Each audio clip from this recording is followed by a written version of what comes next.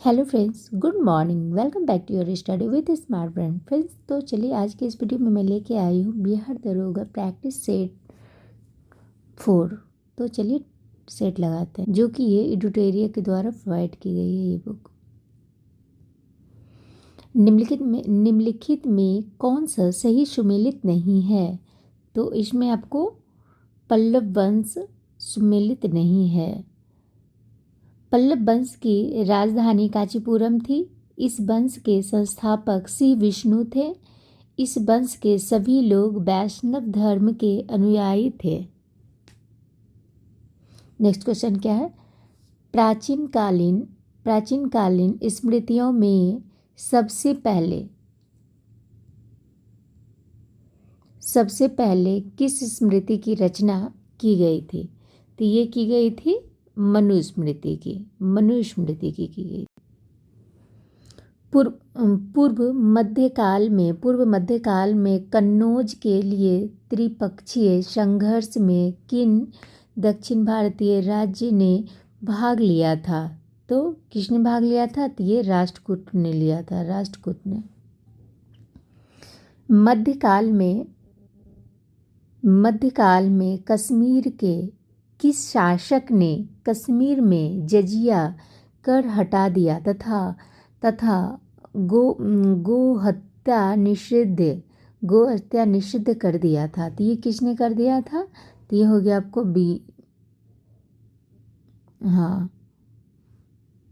जैनुल अब्दीन हो गया। ये जैनुल अब्दीन हो गया। नेक्स्ट क्वेश्चन है, इंडियन रिपब्लिकन आर्मी की स्थापना निम्न में से किसने किया था? तो ये किया था आपको सूर्य सेन ने किया था। सूर्य सेन ने ये किया था। कब किया था? तो ये 1930 में चटगांव बंगाल में सूर्य सेन द्वारा किया गया था। सूर्य सेन के नेतृत्व में ही चटगांव शस्त्रागार पर धावा बोला गया था। नेक्स्ट क्वेश्चन क्या है? तो अखिल भारतीय हिंदू महासभा का पहला अधिवेशन कब हुआ था? तो ये कब हुआ था?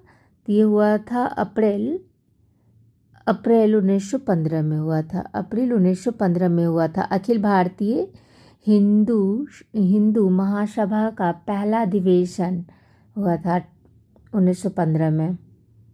कासिम बाजार के महाराजा की अध्यक्षता में हुई थी। नेक्स्ट क्वेश्चन है, हंटर कमीशन की रिपोर्ट मुख्य रूप से किस स्तर की शिक्षा से संबंधित थी? तो ये किससे संबंधित थी? तो ये हो गया प्राथमिक शिक्षा से संबंधित। नेक्स्ट क्वेश्चन है, उस समय जनता का उत्साह बहुत ऊंचा था, तब पीछे हटने का आदेश देना राष्ट्रीय संकट से कुछ कम नहीं था। उपरोक्त कथन का संबंध किससे है? तो उपरोक्त कथन का संबंध किससे है? तो ये हो गया आपको सविनय अवज्ञा आंदोलन से। यह कथन जो है ना, महात्मा गांधी द्वारा चौरी चौरा हिंसा के कारण 12 फरवरी 1912 को असहयोग आंदोलन को स्थगित करने के विरोध में सुभाष चंद्र बोस ने कहा था। ठीक है, आप लोग इसको भी याद रखिएगा। नेक्स्ट क्वेश्चन क्या है? निम्न में से किस स्थान से नव पाषाण युग में गर्त निवासों के अवशेष मिले हैं? तो ये कहाँ से मिले हैं? तो ये मिले हैं हमें वुर्जहोम से मिले हैं। वुर्जहोम कहाँ है? तो उत्तरी भारत में नवपाषाण काल के अवशेष जम्मू में झेलम घाटी में स्थित विभिन्न पुरास्थलों से प्राप्त हुए हैं। वुर्जहोम से गर्त निवासों के अवशेष प्राप्त हुए थे। अकबर के शासनकाल में बिहार कितने सरकारों में विभाजित था? तो बिहार कितने सरकारों में विभाजित था? तो ये बिहार आपको 7 सरकारों में विभाजित था। तो कैसे था? तो ये हो गया आपको, पहले इसका फैक्ट देख लेते हैं। तो मुगल शासक अकबर ने 1574 में बिहार पर आक्रमण कर 1576 तक पटना पर अधिकार कर लिया था, ठीक है। उसके बाद 1580 तक बिहार की मुगल साम्राज्य का एक प्रांत घोषित कर दिया। अब्दुल फजल द्वारा रचित आईने अकबरी के अनुसार अकबर के समय बिहार 7 सरकारों में विभाजित थे, ठीक है। ये आप लोग फैक्ट को याद रखिएगा। नेक्स्ट क्वेश्चन है, निम्न में कौन सा समाचार पत्र क्रांतिकारी विचारधाराओं से संबंधित नहीं था। तो ये बोला जा रहा है। तो इनमें से आपको, तो चलिए देख लेते हैं। तो यहाँ संध्या का हो गया, आपको बी उपाध्याय हो गया। उसके बाद युगांतर का हो गया, भूपेंद्र दत्त हो गया। और वंदे मातरम का हो गया, अरविंद घोष। तो इसका आंसर हो जाएगा आपको डी, कोई नहीं।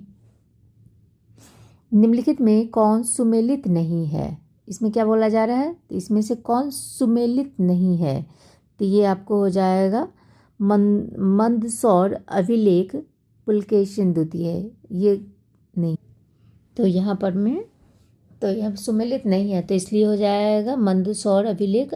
लेकिन यहाँ पर में होना चाहिए आपको ऐहोल अभिलेख हो गया पुलकेशिन द्वितीय का। नेक्स्ट क्या है? तो इंदिरा गांधी को किस वर्ष भारत रत्न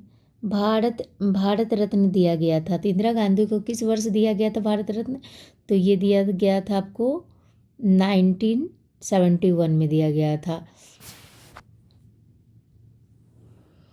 अनटोल्ड स्टोरी पुस्तक के लेखक निम्न में से कौन है? कौन है? तो ये हो गया आपको बी एम कॉल हो गया।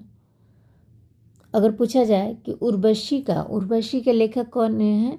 तो ये हो गया रामधारी सिंह दिनकर हो गए। नेचर क्योर के लेखक कौन है? तो ये हो गया मोरारजी देसाई हो गए।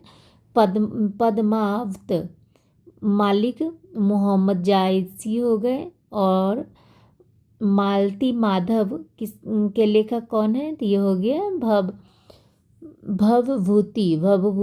और कादम्बरी के लेखक कौन हो गया? तो ये हो गया बाण भट्ट। ये सब आप लोग याद रखिएगा। नेक्स्ट क्या है? अनटोल्ड स्टोरी पुस्तक के लेखक निम्न में से कौन है? अनटोल्ड का लेखक कौन है? तो ये हो गया आपको बी एम कौर हो गया। उसके बाद अगर पूछा जाए, नेक्स्ट क्वेश्चन क्या है? अहपन लोक कला का संबंध किस राज्य से है? अहपन लोक कला का संबंध किस राज्य से है? तो ये हो गया आपको, एक मिनट, तो ये हो गया आपको बिहार से है। अहपन लोक कला का संबंध किससे है? तो ये बिहार से है। अगर पूछा जाए कि रंगोली का संबंध किससे है? तो ये हो गया महाराष्ट्र से। साथिया का संबंध गुजरात से हो गया। उसके बाद अगर पूछा जाए आपको गोदना भी ये बिहार से है। और मांडना का संबंध हो गया राजस्थान से। मेहंदी का संबंध हो गया भी राजस्थान से। चौक पूर्णा का संबंध हो गया उत्तर प्रदेश से। ये सब आप लोग याद रखिएगा। भारतीय वायुसेना को कितने कमांडर में विभाजित किया गया है? तो कितने कमांडर में विभाजित किया गया है? तो ये हो गया आपको 7 कमांडर में विभाजित किया है। नालंदा विश्वविद्यालय को किस वर्ष विश्व विरासत सूची में शामिल किया गया था? तो किस वर्ष शामिल किया गया था? तो ये किया गया था आपको 2016 में किया गया था। नालंदा विश्वविद्यालय को 2016 में विश्व विरासत सूची में शामिल किया गया है। महाबोधि मंदिर को 2002 में 2002 में महाबोधि मंदिर को किया गया था में सूची में शामिल किया गया था। नेक्स्ट क्वेश्चन क्या है? तो नगद कोष अनुपात CRR के संबंध में निम्न कथनों पर विचार करें। तो निम्न कथनों पर विचार करें, तो ये हो जाएगा आपको, यह केंद्रीय बैंक द्वारा निर्धारित किया जाता है। तो हाँ, किया जाता है। तो प्रत्येक बैंक के लिए यह बाध्यकारी है? तो हाँ है, तो इसलिए इसका आंसर हो जाएगा आपको ए हो जाएगा। नेक्स्ट क्वेश्चन है, बजट 2024-25 के अनुसार भारत सरकार का रुपया प्राप्ति के लिए शीर्ष मद क्या है? तो शीर्ष मद क्या है? तो ये हो गया आपको उधार एवं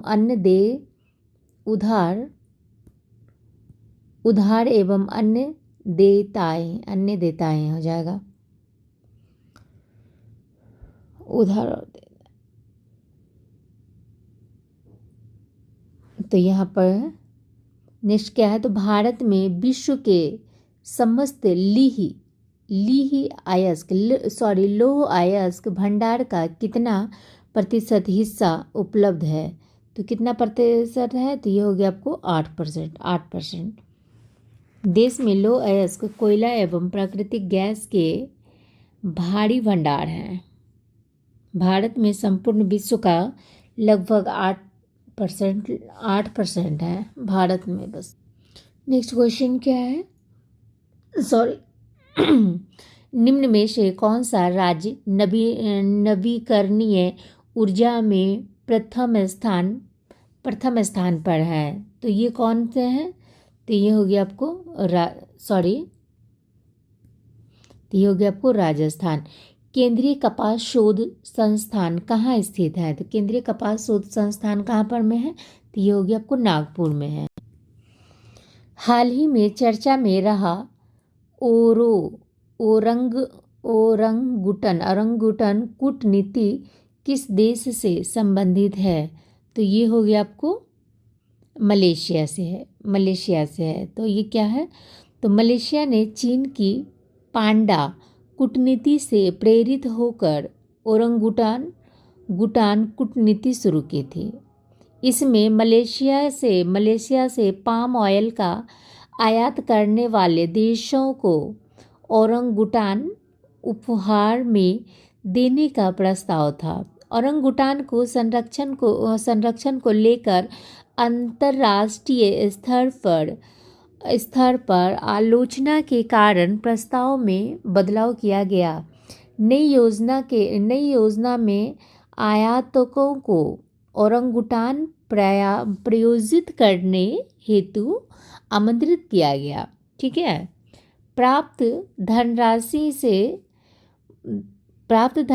से मलेशिया में उनके संबंध के लिए उपयोग किया गया। ओरंगुटान गंभीर रूप से संकटग्रस्त प्रजाति हैं। तो ये याद रखिएगा इसको। यूनिफॉर्म यूपीएस पेंशन योजना को अपनाने वाला पहला राज्य कौन सा बना है? तो पहला राज्य कौन सा बना है? तो ये हो गया आपको महाराष्ट्र बना है। नाटो शिखर सम्मेलन 2024 कहाँ आयोजित हुआ है? तो नाटो शिखर सम्मेलन 2000 कहाँ आयोजित हुआ है? तो ये हो गया आपको वाशिंगटन डीसी 2024। नेक्स्ट क्वेश्चन क्या है? तो वर्ष 2024 में हुई चुनाव के बाद ब्रिटेन के प्रधानमंत्री निम्न में कौन बने हैं? तो ब्रिटेन के प्रधानमंत्री कौन बने हैं? तो आपको ब्रिटेन के प्रधानमंत्री हो गए आपको कीर स्टारमर। नेक्स्ट क्वेश्चन क्या है? तो नेमोडिक एलिफेंट 2024 अभ्यास भारत और किस देश के बीच संपन्न हुआ था? तो ये हो गया था आपको मंगोलिया में। तो इसका आयोजन कब हुआ? इसका आयोजन जो है ना 3 से 6 जुलाई तक मेघालय भारत में किया गया था। इसमें थल सेना भारत भाग लेती है। ठीक है, इसमें जो है ना थल सेना भाग लेती है। भारत और मंगोलिया के बीच यह अभ्यास प्रति वर्ष आयोजित की होती है।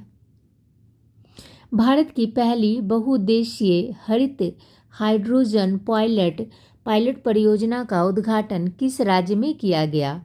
तो ये किया गया था आपको किस राज्य में किया गया था? तो ये हो गया आपको हिमाचल प्रदेश में किया गया था, हिमाचल प्रदेश।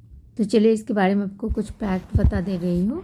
तो ये जो है ना हिमाचल प्रदेश में naphtha Jhakri hydro power station में भारत की पहली बहुउद्देशीय हरित हाइड्रोजन पायलट परियोजना का उद्घाटन किया गया था। उसके बाद भारत की नवीकरणीय ऊर्जा में वृद्धि होगी। इस परियोजना का लक्ष्य था क्या? नवीकरणीय ऊर्जा स्रोतों के माध्यम से हरित हाइड्रोजन का उत्पादन करना। उसके बाद भारत द्वारा 2030 से 30 तक 500 GW ऊर्जा गैर जीवाश्म ईंधन से प्राप्त करना लक्ष्य था। ठीक। नेक्स्ट क्वेश्चन है आपको, अगस्त 2024 में गृह मंत्रालय द्वारा किस राज्य केंद्र शासित प्रदेश में नए जिले बनाने का निर्णय लिया गया था? तो किस में लिया गया था? तो ये आपको लिया गया था लद्दाख में। नेक्स्ट क्वेश्चन क्या है, किस देश में पहला स्पोर्ट्स ओलंपिक खेल का आयोजन किया जाएगा? तो ये कहाँ? तो ये किया जाएगा आपको सऊदी अरब में। देश का पहला शून्य कार्बन उत्सर्जन हवाई अड्डा कौन सा है? तो ये हो गया आपको दिल्ली का हवाई अड्डा। नेक्स्ट क्वेश्चन क्या है, एशियन गेम्स 2026 का आयोजन किस देश में होगा? तो ये किस देश में होगा? तो ये हो गया आपको जापान में होगा।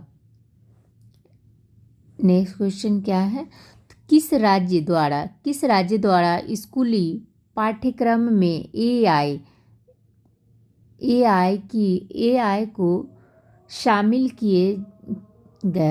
किया गया है? तो किस में किया गया है? तो ये किया गया है आपको केरल में किया गया है।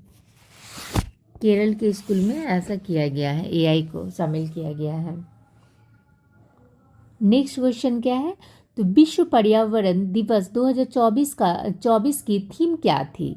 तो इसका थीम था आपको, एक मिनट सॉरी, तो ये हो गया आपको लैड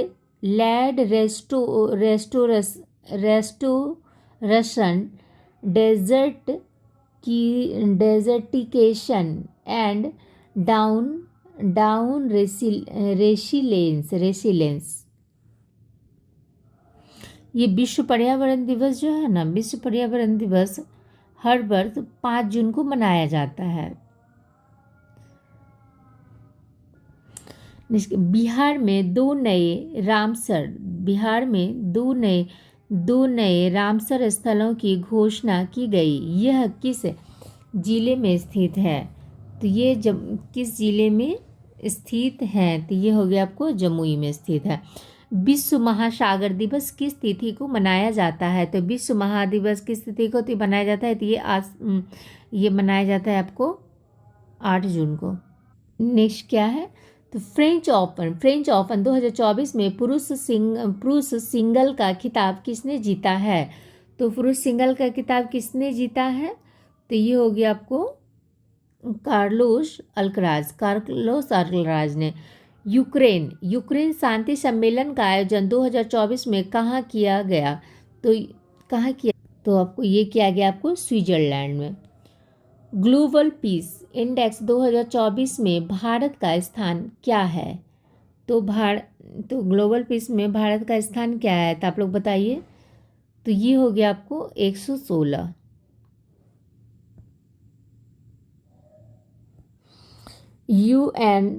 यूएन द्वारा 2025 को किस वर्ष के रूप में मनाने की घोषणा की गई है? तो यूएन के द्वारा किस वर्ष के रूप में मनाने की घोषणा की गई है?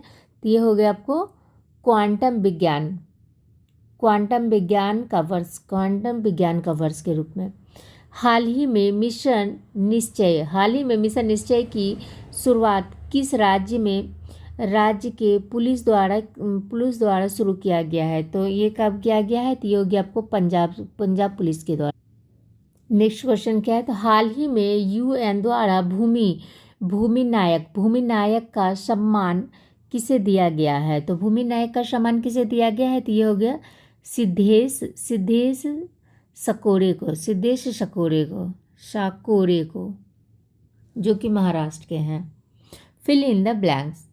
The old man could not remember where he dash his money, तो ये हो जाएगा आपको had deposit. Fill in the fill the misplaced word, तो ये आपका हो जाएगा, ये हो जाएगा आपको C. Choice the correct option to the following question from the option saving below, your loving is written in, तो ये हो जाएगा आपको C. Only informal and family letters. अब क्या है, तो पहाड़ का पर्यायवाची शब्द क्या है, तो पहाड़ का पर्यायवाची शब्द क्या है बताइए, तो ये हो गया आपको भूधर। जिस क्रिया का फल कर्ता पर पड़ता हो उसे क्या कहा जाता है, तो उसे क्या कहा जाता है, तो ये हो गया आपको अकर्मक कहा जाता है, अकर्मक। निम्न में कौन सा विकल्प प्रश्नवाचक सर्वनाम का उदाहरण है। प्रश्नवाचक सर्वनाम का उदाहरण क्या है, निम्न में कौन सा विकल्प प्रश्नवाचक सर्वनाम का उदाहरण है, तो ये हो गया आपको कौन। दिए गए विकल्प में कौन प्रश्नवाचक सर्वनाम का उदाहरण है। सर्वनाम का प्रयोग संज्ञा के स्थान पर किया जाता है। निम्न में कौन सा वाक्य शुद्ध है, तो ये हो गया आपको सी। वेदों के 6 अंग माने जाते हैं, नेक्स्ट क्वेश्चन क्या है, आसमान टूट पड़ना मुहावरे का अर्थ है। आसमान टूट पड़ना मुहावरे का अर्थ क्या है, तो मुसीबत आना। आसमान टूट पड़ना मुहावरे का सही अर्थ होगा मुसीबत आना। निम्नलिखित में से कौन सा कथन सत्य है, निम्नलिखित में से कौन से कथन सत्य हैं, तो ये हो गया आपको लाल मिट्टी में सिलिका एवं आयरन की बहुतायत होती है, तो ये सही है। उसके बाद आपको काली मिट्टी में आयरन, चूना, एल्युमिनियम एवं मैग्नीशियम की बहुलता होती है, तो ये हो जाएगा आपको बी। नेक्स्ट क्वेश्चन है 2011 की जनगणना के अनुसार सर्वाधिक अनुसूचित जाति एससी जनसंख्या प्रतिशत वाला राज्य कौन सा है, तो ये प्रतिशत वाला राज्य कौन सा हो गया, तो ये हो गया पंजाब हो गया। निम्नलिखित में कौन सुमेलित नहीं है, तो निम्नलिखित में कौन सुमेलित नहीं है, तो ये आपको हो जाएगा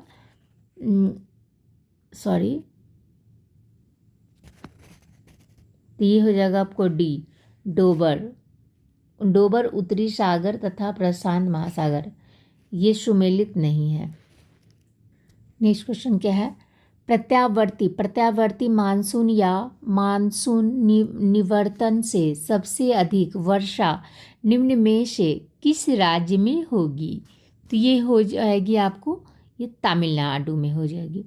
निम्नलिखित में से कौन सा प्लेट दक्षिण अमेरिका एवं प्रशांत महासागरीय प्लेट के बीच स्थित है, तो ये हो जाएगा आपको नज़का प्लेट। तो चलिए नज़का प्लेट के बारे में थोड़ा सा जान लेते हैं फैक्ट। तो नज़का प्लेट दक्षिण अमेरिका एवं प्रशांत महासागरीय प्लेट के बीच स्थित है। अरेबियन प्लेट अरब प्रायद्वीप का अधिकतर भाग होते हैं। उसके बाद फिजी प्लेट जो है ना, ये ऑस्ट्रेलिया के उत्तर पूर्व में है। और फिलीपीन प्लेट जो है ना, एशिया एवं प्रशांत महासागर प्लेट है। तो ये सब आप लोग फैक्ट को याद रखिएगा। नेक्स्ट क्वेश्चन है, निम्नलिखित में से कौन सा प्लेट प्लेट दक्षिण प्रशांत महासागर प्लेट के बीच स्थित है। तो ये कौन सा स्थित है? तो ये हो गया आपको सी, नाजका प्लेट। सौरमंडल में निर्माण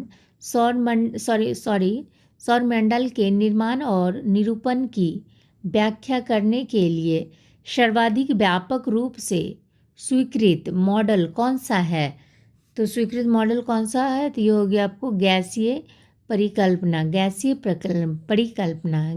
परिकल्पना एक सामान्य केंद्र से बराबर यात्रा समय पर स्थित रेखाओं के सम्मिलन को क्या कहा जाता है?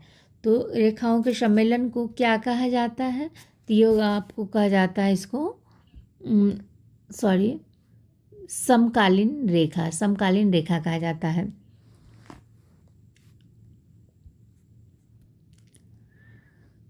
गोदावरी नदी का अफवाह बेसिन भारत के निम्नलिखित में से किस राज्य में फैला हुआ है? तो ये आपको फैला हुआ है आपको महाराष्ट्र, छत्तीसगढ़, तेलंगाना, आंध्र प्रदेश तथा ओडिशा में। चांदीग्राम राष्ट्रीय उद्यान निम्नलिखित में से किस राज्य में है? तो चांदीग्राम राष्ट्रीय उद्यान कहाँ पर में है? चांदीग्राम राष्ट्रीय उद्यान कहाँ है? तो ये हो गया आपको जम्मू कश्मीर में है, जम्मू कश्मीर में। निम्नलिखित में से किस क्षेत्र में भारत के अन्य क्षेत्रों की तुलना में अधिक मौसमी अंतर होती है? तो ये कहाँ होती है? तो ये हो गया भारत के अंदरूनी भाग में ऐसा होता है। निम्नलिखित में से किस अधिनियम के तहत भारत के राज्य सचिव की नियुक्ति की गई थी? तो किसके थ्रू की गई थी? तो ये हो गया आपको 1858 ईस्वी का भारत शासन अधिनियम के तहत। स्वतंत्र भारत का पहला मंत्रिमंडल 1947 के अनुसार मंत्री एवं संबंधित विभाग को सुमेलित कीजिए। तो यहाँ पे हो जाएगा आपको शिक्षा का हो जाएगा मोहम्मद अब्दुल कलाम आज़ाद।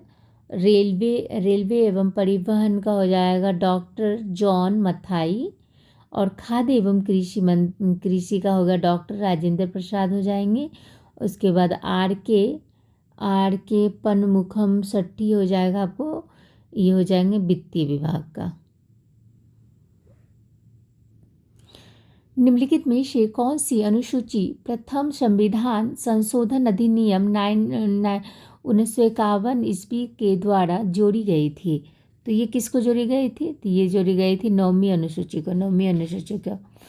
भारतीय संविधान के किस अनुच्छेद के तहत देश के किसी भी क्षेत्र में आवागमन की स्वतंत्रता का वर्णन किया गया है? तो कहाँ किया गया है? तो ये किया गया आपको अनुच्छेद 19D में।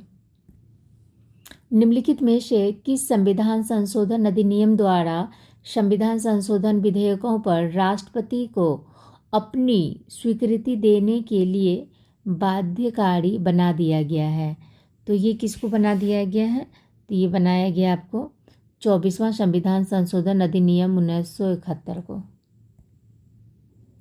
नेक्स्ट क्वेश्चन है, पंचायतों की वित्तीय अवस्था का मूल्यांकन करने के लिए वित्तीय आयोग का गठन का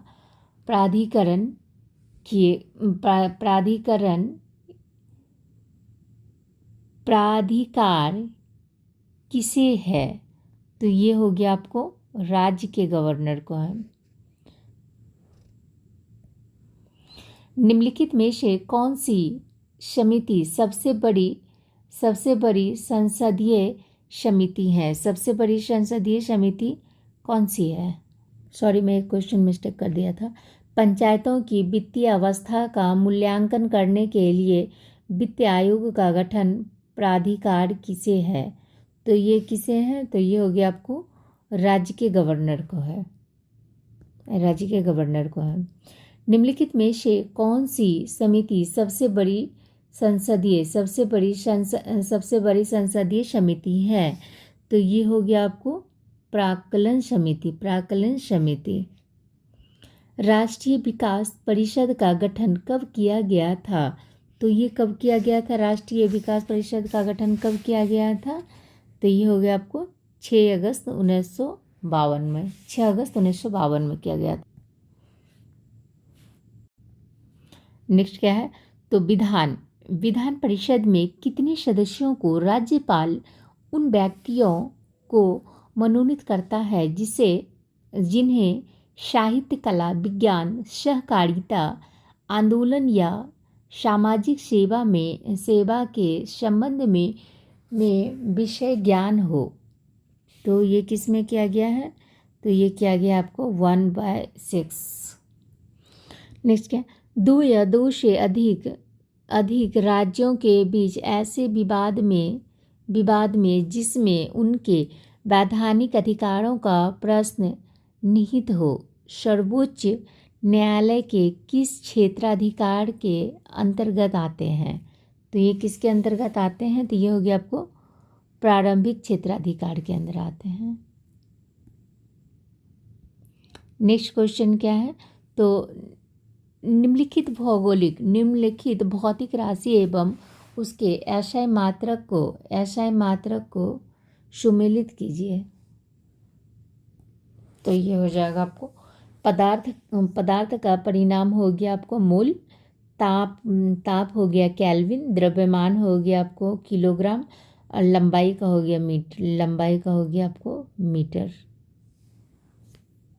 इसलिए आंसर हो जाएगा इसको सी।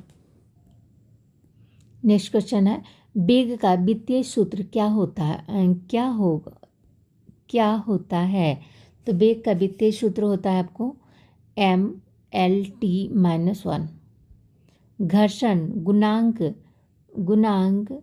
म्यू का मान होता है। म्यू का मान कितना होता है? तो ये हो जाता है आपको बी हो जाता है 0 तथा 1 के बीच। 0 तथा 1 के बीच होता है। सॉरी, जब बर्फ समुद्र के पानी में तैरती है तो कितना भाग पानी के नीचे रहता है? तो ये कितने भाग पानी के नीचे रहता है? तो ये हो गया आपको 9/10 भाग। निम्नलिखित में से कौन सा तरंग विद्युत चुंबकीय नहीं है? तो विद्युत चुंबकीय तरंग कौन सा नहीं है इसमें से? तो ये हो गया आपको कैथोड किरणें। प्रतिध्वनि सुनने के लिए स्रोतों एवं पर्यावर्तक सतह के न्यूनतम दूरी कितनी होनी चाहिए? तो ये न्यूनतम दूरी कितनी होनी चाहिए? तो ये हो गया आपको 16.6 मीटर। निम्नलिखित में से कौन सा कथन सत्य है? तो इसमें से कौन से कथन सत्य हैं? तो ये हो गया आपको श्रेणी क्रम के समूहन में धारा समान तथा वोल्टेज अलग होता है। उसके बाद समांतर क्रम के समूहन में धारा का मान लगभग अलग होता है जबकि वोल्टता समान होती है। तो ये हो जाएगा आपको सी। नेक्स्ट क्वेश्चन, निम्नलिखित में कौन सा समांग मिश्रण का उदाहरण है? समांग मिश्रण का उदाहरण है चीनी या नमक का जलीय विलयन, हब, बारूद, कुहासा। तो ये कौन है? तो ये हो जाएगा आपको डी, केवल 1 और 2। निम्नलिखित में से कौन सा अणु एटम का भाग नहीं है? तो एटम का भाग कौन नहीं है? तो ये हो गया आपको फोटोन। निम्नलिखित में से कौन सा कथन सत्य है। तो ये कौन सा कथन सत्य है? तो ये होगा आपको बी, जो कि कैल्शियम कार्बोनेट दंत पेस्ट का एक अवयव होता है। निम्नलिखित में से कौन सा कथन सत्य है? कौन सा कथन सत्य है? तो ये हो गया आपको बी, कैल्शियम कार्बोनेट दंत पेस्ट का एक अवयव होता है। जब जल गैस निम्नलिखित में से किसका मिश्रण होता है? जल और गैस किसका मिश्रण होता है? तो ये हो गया आपको CO+H2O का। जल में कार्बन डाइऑक्साइड प्रवाहित करने पर बना सोडा वाटर के संबंध में कौन सा सत्य है? तो ये कौन सा सत्य है? तो ये हो गया, यह अम्लीय प्रकृति का है, अम्लीय प्रकृति। बैकेलाइट निम्नलिखित में से किसके संघनन से बना है? तो बैकेलाइट किसके संघनन से बना है? तो ये बैकेलाइट जो है ना, बैकेलाइट आपको फिनॉल तथा फॉर्मेल्डिहाइड से बना है। प्रशीतन खाद्य परिरक्षण में कैसे मदद करता है? तो ये कैसे मदद करता है? तो ये होगा आपको जैव रासायनिक अभिक्रियाओं की दर कम करके। निम्नलिखित में से कौन सा वायु का अकार्बनिक गैसीय प्रदूषक है? तो ये कौन है? तो ये हो गया आपको डी, हाइड्रोजन सल्फाइड। जैविक जगत में होने वाले कार्य गुण व पद्धति के अध्ययन के इस ज्ञान को मशीनी जगत में उपयोग करने को क्या कहते हैं? तो ये क्या कहते हैं होगा? तो ये होगा आपको बायोनॉमिक्स।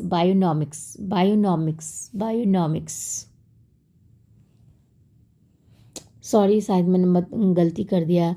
निम्नलिखित में से कौन सा वायु का अकार्बनिक गैस प्रदूषक है? तो इसका हो जाएगा आपको जो है ना, डी हो जाएगा, डी, हाइड्रोजन सल्फाइड। जैविक जगत में होने वाले कार्य गुण व पद्धति के अध्ययन के इस ज्ञान को मशीनी जगत में उपयोग करने को क्या कहते हैं? तो ये कहते हैं आपको बायोनिक्स कहते हैं, बायोनिक्स। निम्नलिखित में से कौन सा कीट नहीं है? तो ये मकड़ी कीट नहीं है। एपीफाइट्स वे पौधे हैं जो अन्य पौधों पर निर्भर हैं। तो ये होगी आपको यांत्रिक अवलंब के लिए। नेक्स्ट क्वेश्चन क्या है? तो कोशिका झिल्ली निम्नलिखित में से किसकी बनी होती है? तो कोशिका झिल्ली किसकी बनी होती है? तो कोशिका झिल्ली आपको बनी होती है, ये डी हो जाएगा। तो हो गया प्रोटीन प्लस लिपिड के बने होते हैं। निम्नलिखित में से किसके साथ मिलाने से एजोला एक अच्छा उर्वरकता प्राप्त करता है? तो ये किस में मिलाने से करता है? तो ये हो गया नीलहरित शैवाल। नेक्स्ट क्वेश्चन क्या है? निम्न में से कौन से परिवर्तन में एंजाइम ट्रिप्सिन उत्प्रेरक का कार्य करता है? तो ये हो गया आपको सी, प्रोटीन को अमीनो अम्ल में। निम्नलिखित में से कौन सा आहार मानव शरीर में नए ऊतकों के वृद्धि के लिए पोषक तत्व प्रदान करता है? तो ये कौन करता है? तो ये हो गया आपको पनीर। निम्नलिखित में से किस विटामिन की कोलीकैल्सिफेरॉन कहा जाता है? कोलीकैल्सिफेरॉन किसको कहा जाता है? तो ये हो गया आपको विटामिन D3 को कहा। निम्नलिखित में से कौन सा खनिज मानव शरीर में पेशियों के संकुचन के लिए आवश्यक है? पेशियों के संकुचन के लिए कौन आवश्यक है? तो ये हो गया, इनमें से सभी हो जाता है। इनमें से सभी निम्नलिखित प्रति सूक्ष्म जीवों औषधियों में से कौन सी यक्षमा और कुष्ठ दोनों की चिकित्सा के लिए उपयुक्त हैं? दोनों की चिकित्सा के लिए कौन उपयुक्त है? तो ये हो गया आपको एमिनोसैलिसिलिक एसिड। तो अब यहाँ पर मैं मैथ्स दिए हुए हैं, तो इसका आंसर हो जाएगा, वैसे आंसर हो जाएगा ए। ये भी आपको मैथ्स दिया हुआ है, तो इसलिए इसका आंसर हो जाएगा आपको डी हो जाएगा। देख लीजिएगा, मैं आंसर बता दे रही हूँ ऐसे। और आपको ये 98 इस ये भी मैथ्स हैं, सो इसका आंसर हो जाएगा सी।